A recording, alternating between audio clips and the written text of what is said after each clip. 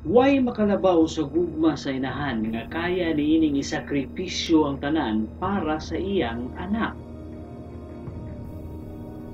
Parehas ni Jennifer Grosbeck sa iyang naginusarang anak nga kauban niyang nadisgrasya sa usa ka taytayan, pero ang misteryo kay namatay dayon si Jennifer tungod sa grabing impact sa sakyanan ug pagkatagak niini sa taytayan.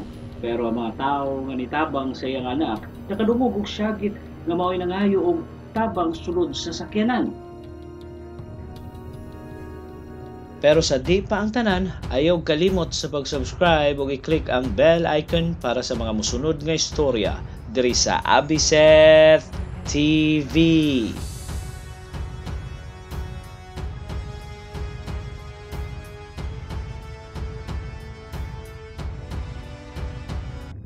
Niadtong March 6, 2015, Biyernes, alas 10 sa gabi, si Jennifer Grosbeck ug iyang anak nga bata nilakaw sa balay sa iyang ginikanan para mauli na sa ilahang balay.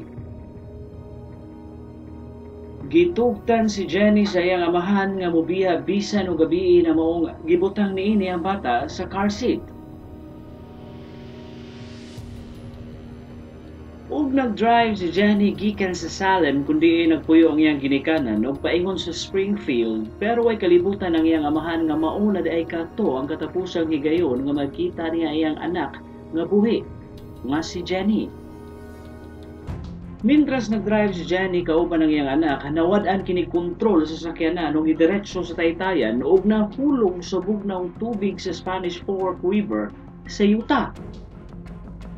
Pagkabuntag sa hapon, usa ka mangingisda ang nakakita sa ilahang sakyanan ilawom sa taytayan.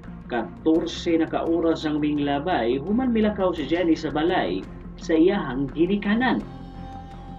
Nitawag dayon sa mga otoridad ang mangingisda para tabangan ang disgrasya sa taytayan. Sa dihang miabot ang mga pulis ug medic sa lugar, nagtuo silang giabandona lang ang sakyanan nga naa sa ilawom sa taytayan. Tungod kay wa nay sign nga naay tawo sa sulod niini ug tungod sa dihang gireport kini sa radyo sa pulis nga imposible kunong abandonado ang sakyanan. Mao wala dayon nila kini nauga, gitan-aw ra nila kini sa babaw sa taytayan ug gipaabot ang crane nga mao'y mukuha sa sakyanan nga naa pa sa ilawom sa sapa. Pero nakuratan ang tanan sa dihang naay ni singgit og tabang gikan sa sakyanan nga tingog babaye. Maong nagdali-dali silang tanan og naog sa ilawom sa taytayan nung idiretso sa sakyanan nga naa sa tubig pa ug nakita nila nga naay tawo sa sulod pero wala na kini kinabuhi ang nasa driver's seat ug naay bata sa luyo nga nagpitay pabaliktad sa seatbelt niini tungod sa pagkatagak sa sakyanan. Nagtinabangay dayon silang tanan nga balihon ng sakyanan para maluwas ang naa sa sulod niini. Sila gyud tanan ang nakadungog sa singgit nga nangayog tabang tingog sa babay gikan sulod sa sakyanan nga maong nagdali-dali silang naog paingon sa sakyanan. Sa dihang nabali na nila ang sakyanan, gidali dayon nila kuha ang bata sa luyo para maluwas kini. Basin buhi pa ang bata, pero sigurado silang patay na ang inahan niini nga mao'y driver sa sakyanan. Makita sa body cam sa mga pulis nga niluwas nila nga silang tanan ang nagdinaganay paingon sa lugar, human nila madungog ang singgit sa pagpangayog tabang. Mahuman ang pagluwas sa bata sa sulod sa kotse, didto na nila nabantayan nga walay laing tao sa lugar except kang Jenny nga patay na sa dihang naabta nila.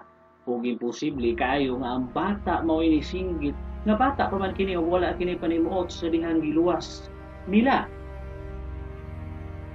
Ug ang mga firefighters nga niambak sa sapa nga nitabang sa pagluwas sa bata kay gidala sa pinakaduol nga ospital tungod sa hypothermia nga sobrang kabugnaw sa tubig sa sapa.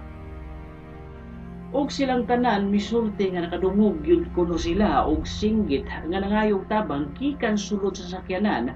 Gi-interview silang buwag pero nagkatugma gyud ang ilahang gipang istorya.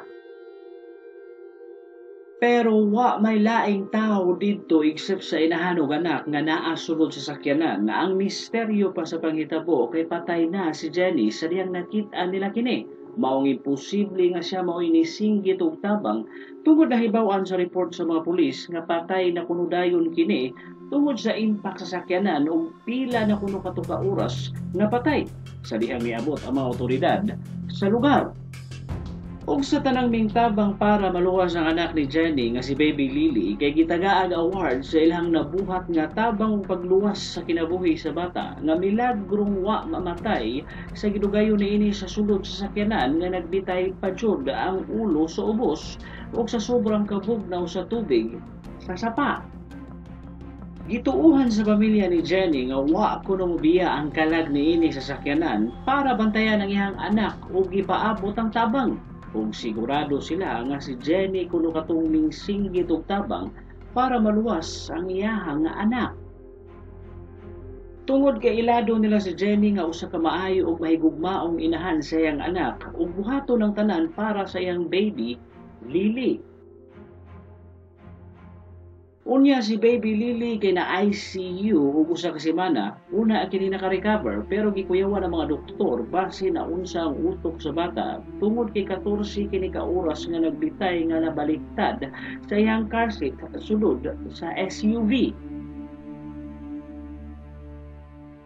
Ug sa mga nisunod nga adlaw mga semana na kusgan og balik ang bata ug nag full recovery kini nga way problema. Mukanta na kini ug muhalok sa iyang mga lolo ug lola.